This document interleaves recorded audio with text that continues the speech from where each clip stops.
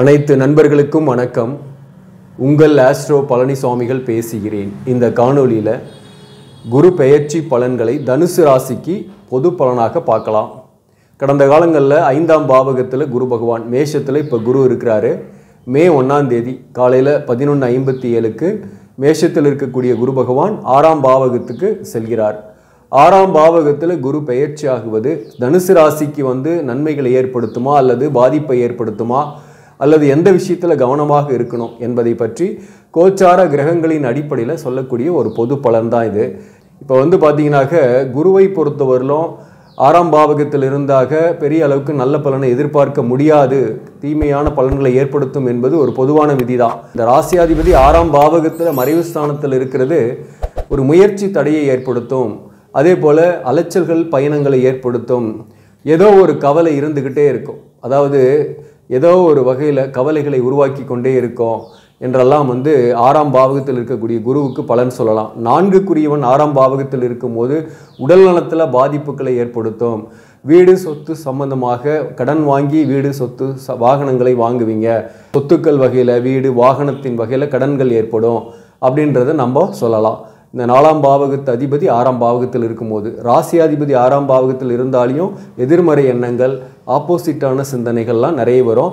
அது மன அழுத்தத்தை ஏற்படுத்தும். மேலும் எல்லாம் இருந்தும் ஏதோ ஒன்று இல்லை என்ற கவலையும் இருக்கும். சில நேரங்களில் நமக்கு நாமளே கூட எதிரியாக இருப்போம். அந்த மாதிரி சில ஆப்போசிட் மைண்டெல்லாம் ஏற்படுத்தும். அதனால் முயற்சிகளில் தடைகளை ஏற்படுத்தும். நெகட்டிவ் தாட் கொஞ்சம் நிறையவே ஏற்படும். அந்த நெகட்டிவ் தாட்டெல்லாம் விட்டுட்டாக கண்டிப்பாக நன்மைகளை ஏற்படுத்தும் என்று நம்ம ராசிக்கு 6ஆம் பாவகத்தில் இருக்கக்கூடிய குரு பகவானுக்கு பலன் சொல்லலாம். மேலும் இன்னொரு பக்கம் பார்த்தீங்கன்னா 6ஆம் பாவகம் என்பது வேலை வாய்ப்பை குறிக்கக்கூடிய இடம்.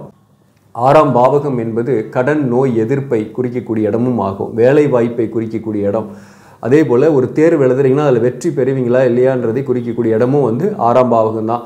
அந்த வகையில் குரு பகவான் 6ஆம் பாவகத்துக்கு வரும்போது வழக்குகளில் இருக்கீங்க, டிவோர்ஸ் கேஸில் இருக்கீங்க அல்லது சொத்து சம்பந்தமான கேஸில் இருக்கீங்கன்னாக வழக்குகளில் வெற்றி ஏற்படும். வழக்குகள் உங்களுக்கு சாதகமாக இருக்கும்.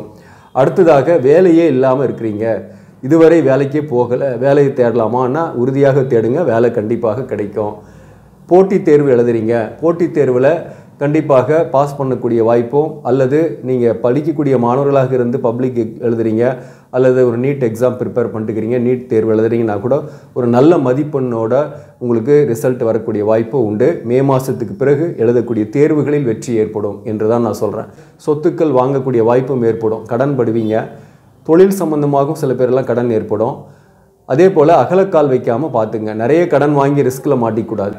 அதே போல் வீடு சொத்து வாகனம் சம்பந்தமான கடன் வாங்கும் போது கவனமாக இருங்க அப்படின்றது தான் முக்கியமாக சொல்லக்கூடிய விஷயம். எதிரிகள் எதிர்ப்புகளை வெல்லக்கூடிய வாய்ப்பு உங்களுக்கு ஏற்படும். குறிப்பாக உங்களை சுற்றி இருக்கக்கூடிய மறைமுக எதிரிகளை நீங்கள் ஐடென்டிஃபை பண்ணிக்குவீங்க. எதிரி யார், நண்பன் யார் என்றெல்லாம் உங்களுக்கு இந்த காலகட்டம் புரிய வைக்கும். கூடவே இருந்து குழிப்பறித்தவர்களை அடையாளம் காண்பீங்க. அதனால் அவங்கள விட்டு நீங்கள் விலகுனீங்கனாவே கெட்டது நடக்காமல் இருக்கும். நல்லது நடக்குதோ இல்லையோ கெட்டது நடக்காமல் நிம்மதியாக இருப்பீங்க. அது பெரிய அளவுக்கு பாசிட்டிவ் இருக்குது. அடுத்தது இந்த குருவோட பார்வை. இந்த குரு பார்க்குற இடத்தை வலுப்படுத்தும். அந்த விதியின் அடிப்படையில் குரு பகவான் உங்கள் ராசிக்கு 10ஆம் பாவகத்தை பார்க்குறாரு. அப்போ 10ஆம் பாவகம் என்ன? தொழில் ஸ்தானம், கர்மஸ்தானம். வேலை வாய்ப்பு இல்லாதவர்களுக்கு வேலை வாய்ப்பு கிடைக்கும். வேலையில் இருப்பவர்கள் ஒரு இடமாற்ற சிந்தனையோடு இருக்கிறீங்க, பிரச்சனையோடு இருக்கீங்கன்னாக ஒரு புதிய வாய்ப்புக்காக முயற்சி பண்ணுறீங்கன்னா புதிய வாய்ப்பு உங்களுக்கு கிடைக்கும். அதே போல் தொழில் செய்யக்கூடியவர்கள், பிஸ்னஸ் பண்ணக்கூடியவர்களுக்கும் இந்த காலகட்டத்தில் தொழில் சிறப்பாகவே இருக்கும். வேலைக்கு போகக்கூடியவர்களுக்கும் வேலையில் ஒரு மதிப்பு மரியாதையெல்லாம் இருக்கும். மேலும் கௌரவம் இருக்கும். வேலையில் இருப்பவர்கள், குறிப்பாக அரசு பணியில் இருக்கீங்க அல்லது ஒரு பெரிய நிறுவனத்தில் வேலை பார்க்குறீங்கன்னா கூட உங்களுக்கு இந்த நேரத்தில் ஒரு ஊதிய உயர்வோடோ அல்லது பதவி உயர்வோடோ இந்த நேரத்தில் ஒரு இடமாற்றம் ஏற்படும். அது உங்களுக்கு பாசிட்டிவாகவே இருக்கும். 10ல் கேது இருந்து உங்களுக்கு ஒரு அன்சாட்டிஸ்ஃபேக்ஷன் ஏற்படுத்திகிட்டே இருக்கு இல்லையா? அந்த அன்சாட்டிஸ்ஃபேக்ஷன் உங்களுக்கு குறையும். ஒரு வேலைக்கு ரொம்ப ஆர்வமாக போய் சேருவீங்க, அந்த வேலையை ஈஸியாக கற்றுக்குவீங்க. அதுக்கப்புறம் அந்த வேலையில் ஒரு நாட்டம் இல்லாமல் அடுத்த வேலைக்கு போகலான்ற ஒரு எண்ணங்கள்லாம் வரும். அதை குறையும். உங்களுக்கு அந்த இருக்கிற வேலையிலேயே இருப்பீங்க, அதில் சக்ஸஸும் பண்ணுவீங்க. வேலை பார்க்கக்கூடிய இடத்துல ஒரு மதிப்பு மரியாதையும் இருக்கும். ஜீவன பலம் உண்டு. அதாவது ஏதோ ஒரு வகையில் பணம் வரும்னு வச்சிங்களேன், அதனால் பயப்பட வேண்டியதில்லை. அடுத்ததாக இந்த குருவோட பார்வை உங்கள் ராசிக்கு 12ஆம் பாவகத்தையும் பார்க்குது. அப்போ வருமானம் வரும். வருமானம் வர்றதை வந்து செலவுகள் அதிகமாகும். செலவுகள் என்பது பார்த்தீங்கன்னாக்கா அதிகமாகும் போது ஆட்டோமேட்டிக்காக கடன் வாங்கக்கூடிய சூழ்நிலை வரும், கடன் ஏற்படும். தொலைதூர பயணங்களும் சில பேருக்கு சாத்தியமாகும். தூர தேசத்தில் இருக்கீங்கன்னாக்க தாய்நாட்டிற்கு வரக்கூடிய எண்ணங்கள் சில பேருக்கு ஏற்படும். சில பேருக்கு எங்கே உங்களுக்கு வேலை விஷயமாக வெளிநாட்டுக்கு போகக்கூடிய வாய்ப்புகள் ஏற்படும். அப்போது தூரதேச பயணங்கள் ஏற்படும். பயணங்கள் பலன் தரும். விரயஸ்தானத்தை வந்து குரு பார்க்கறதுனால சுப விரயங்களும் நிறையவே ஏற்படும். உடல்நலமும் சில பேருக்கு பாதிக்கப்பட்டு அதற்கும் மருத்துவ செலவு ஏற்படும். அப்படிப்பட்டவர்களுக்கு குரு பகவான் உங்கள் ஜாதகத்தில் வலு குறைந்திருப்பார். உங்கள் சுய ஜாதகத்தில் குரு கேதுவோட பிடியில் அல்லது ராகுவோட பிடியில் அல்லது உங்கள் ஜாதகத்தில் குரு பகை வீட்டில் மிதுனம் கன்னி போன்ற இடங்களில் இருக்கிறாரா அல்லது அஸ்தங்கம் பெற்றிருக்காரா, முழுமையாக குரு நீசம் பெற்றிருந்தாலும் அல்லது உங்களுக்கு இப்போது தசாபுக்தியின் அடிப்படையில் அட்டமாதிபதியோட தசை அல்லது விரயஸ்தானாதிபதியோட தசை அல்லது 6ஆம் அதிபதியோட தசை நடக்குதுனாலையும் உங்களுக்கு சில பாதிப்புகளும் பிரச்சனைகளும் தொடர்ந்துக்கிட்டு தான் இருக்கும். கோச்சார பலன்கள் என்பது ஒரு 15% தான். அதாவது நம்ம சுய ஜாதகத்தோட பலன் வந்து 85%. அப்போ வந்து பார்த்தீங்கன்னா நம்ம அதையும் சேர்த்து தெரிஞ்சிக்கும் போது தான் நன்மைகள் ஏற்படும். குரு வந்து 10ஆம் பாவகத்தை பார்க்கறதுனால சில பேருக்கெல்லாம் வேலை கிடைக்கல, நீங்கள் வேலை கிடைக்குன்னு சொன்னீங்க ஆனால் வேலை எனக்கு கிடைக்கல அப்படின்னாக்க கண்டிப்பாக உங்கள் சுய ஜாதகத்தில் இன்றைக்கி நடக்கக்கூடிய தசாபுக்தி பார்த்தீங்கன்னாக்க ஒரு அவயோகியோட தசாபுக்தி நடக்குதுன்னாக்க நம்ம அலைஞ்சிக்கிட்டே இருக்கிற மாதிரி இருக்கும். வாய்ப்புக்காக நிறைய முயற்சி பண்ண வேண்டிய சூழ்நிலை வரும். அப்படிப்பட்ட நெகட்டிவான தாட்டும் இந்த குருவால் ஏற்படுத்தும். இந்த ராசியாதிபதி 6ஆம் இடத்துல மறையும் போது நமக்கு நாமளே ஒரு நெகட்டிவாக திங்க் பண்ணக்கூடிய சூழ்நிலைலாம் ஏற்படுத்தும். உங்கள் ஜாதகத்தில் நல்ல தசாபுக்தி நடக்கலை, குருவும் வலு குறைந்து இருக்கிறாரு, பகை வீட்டில் இருக்கிறாருன்னா தான் இந்த மாதிரி ஏற்படும். அப்படி இல்லைனாக நிச்சயமாக உங்களுக்கு நல்ல ஒரு வேலை வாய்ப்பே கிடைக்கும்.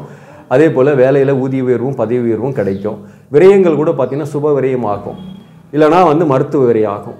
அதுதான் நீங்கள் புரிஞ்சிக்க வேண்டியது. நமக்கு நடக்கக்கூடிய தசாபுக்தியும் குரு நம்ம ஜாதகத்தில் எப்படி இருக்கிறாரோ அதுதான் டிட்டர்மினேஷன் பண்ணுறது. நமக்கு வந்து ராகு தசை அல்லது சனி தசை நடக்குது, நமக்கு லக்னமும் பார்த்தீங்கன்னாக்க ஈவன் உங்களுக்கு தனுசு லக்னமாக இருக்குது, ராகு தசை நடக்குது, ராகுவும் சரியில்லாத இடத்துல இருக்கிறாரு, கடக லக்னம் அல்லது சிம்ம லக்னமாக இருக்கீங்க, உங்களுக்கு சனி தசை நடக்குது அப்படின்னா கூட சில பாதிப்புகளை ஏற்படுத்தும். தனுசு லக்னமாகவே இருந்து சந்திர தசை நடக்குதுன்னா கூட தேய்பிரை சந்திரனாக இருக்கிறாருனாக்க கொஞ்சம் பாதிப்புகள் இருந்துக்கிட்டு தான் இருக்கும் இந்த காலகட்டத்தை பொறுத்த வரலும்.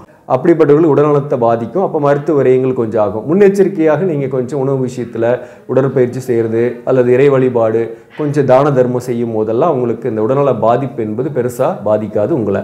இதை நம்ம இப்படி தான் புரிஞ்சுக்கணும். அடுத்தது உங்கள் ராசிக்கு 2ஆம் பாவகத்தையும் குரு பார்க்குறாரு. இந்த ராசிக்கு 2ஆம் பாவகத்தை பார்க்கும்போது திருமணம் ஆகாதவர்கள் நீண்ட நாளாக வரன் பார்த்து உங்களுக்கு வந்து திருமணமே செட் ஆகலை, வருது வரன் ஆனால் அது வந்து கடைசியில் செட் ஆகாமல் போயிடுதுனாக்க வரன்கள் அமையும், குடும்பம் அமையும். குடும்பத்தை விட்டு பிரிந்திருக்கீங்க, கணவன் மனைவிக்குள் பிரச்சனை, கடந்த காலத்தில் தற்காலிகமாக பிரிஞ்சிருக்கீங்க, ஒருத்தருக்கு தான் தோஷங்கள் இருக்குது, இன்னொருத்தருக்கு தோஷம் இல்லைன்னாக்க அவர்கள் இந்த காலகட்டத்தில் சேர்ந்து வாழக்கூடிய வாய்ப்புகள் உண்டு. அதே போல் சில பேருக்கு வாழ்க்கை துணைவரை பிரிந்து முழுமையாக நிரந்தரமாக டிவோர்ஸ் ஆகி அல்லது இழந்து வாழ்க்கை துணைவர் இழந்திருப்பீங்க. அப்படிப்பட்டவர்களுக்கும் குடும்பம் அமையக்கூடிய வாய்ப்பு இந்த காலகட்டத்தில் உண்டு. அவர்கள் மறுமணத்திற்காக முயற்சிக்கலாம். மறுமணத்திற்கான வரன்கள் அமையக்கூடிய காலகட்டமாகவும் இருக்கும். உங்கள் பேச்சுக்கு ஒரு மதிப்பு இருக்கும், குடும்பத்திலையும் சரி வேலை பார்க்கக்கூடிய இடத்துலையும் சரி. இந்த குருவோட பார்வை 2ஆம் பாவகத்துக்கு விழுறதுனால தனம் வரும். மேக்சிமம் வந்து பொருளாதார ரீதியாக நீங்கள் கொஞ்சம் நல்லாவே இருப்பீங்க. மற்றவங்ககிட்ட கடன் வாங்கியாவது உங்கள் கையில் பணப்புழக்கங்கள்லாம் நல்லாவே இருக்கும். செலவு பண்ணுற இடத்துல நீங்கள் கவனமாக இருக்கணும். ஏன்னா 2ஆம் பாவகத்துக்கும் குரு பார்வை இருக்குது, அதே 12ஆம் பாவகத்துக்கும் குரு பார்வை இருக்குது. அதனால் வர்ற பணத்தை விட செலவுகளும் ஒரு பக்கம் அதிகமாக இருக்கிற மாதிரி இருக்கும். அதனால் வந்து செலவு பண்ணுற இடத்துல நீங்கள் கொஞ்சம் கவனமாக இருந்தீங்கன்னாக்க பெரிய அளவுக்கு கடன்பட்டு கஷ்டப்பட தேவையில்லை. அதே போல் நெகட்டிவான தாட்ஸ், நெகட்டிவான எண்ணங்கள் எது வந்தாலும் அது இமீடியட்டாக கட் பண்ணிவிட்டு பாசிட்டிவாகவே திங்க் பண்ணிங்கன்னா இந்த குருவால் பெரிய அளவுக்கு பாதிப்பு இல்லை. உடல்நல விஷயத்தில் கொஞ்சம் கவனம் செலுத்திங்க. சொத்துக்கள் வாங்குறீங்க அப்படின்னாக்க ஆத்தரைஸ்டு பேங்க்கில் நீங்கள் லோன் வாங்கினீங்கன்னாக்க பெரிய அளவுக்கு பாதிப்பு வராது. அதே சமயத்தில் நீங்கள் ஒரு ஃபினான்சியல் செக்டாரில் போய்ட்டு நீங்கள் லோன் வாங்குறீங்க, இல்லை தனிநபர்கிட்ட ஒரு கடனாக வாங்குறீங்கன்னா அது கொஞ்சம் உங்களுக்கு பாதிப்பை கொடுக்கும். தொழில் செய்கிறீங்க அப்படின்னாக்க அகலக்கால் வைக்காமல் இருந்தீங்கன்னா பெட்டராக இருக்கும். வேலையை பொறுத்தவரையிலும் இந்த காலகட்டத்தில் உறுதியாக வேலை வாய்ப்பு கிடைக்கும், முன்னேற்றமான சூழ்நிலை தான் ஏற்படுத்தும். அதே போல் இந்த குரு பகவான் உங்களுக்கு உங்களுடைய சுற்றி இருக்கக்கூடிய உறவுகளுடைய நிறங்களையும், நண்பர்கள் யார், பகைவர்கள் யார், அல்லது நல்லவனா கெட்டவனா, நமக்கு ஹெல்ப் பண்ணக்கூடியவனா அல்லது நம்மளை வந்து படுகொலியில் தள்ளக்கூடியவனா என்பதையெல்லாம் உங்களுக்கு புரிய வைக்கவும் செய்வார் இந்த 6ஆம் இடத்து குரு. அப்போது மறைமுக எதிரிகளெல்லாம் நீங்கள் அடையாளம் கண்டுக்கலாம். அதெல்லாம் ஒரு பாசிட்டிவ் இருக்குது. வழக்குகளில் ஜெயிக்கலாம்.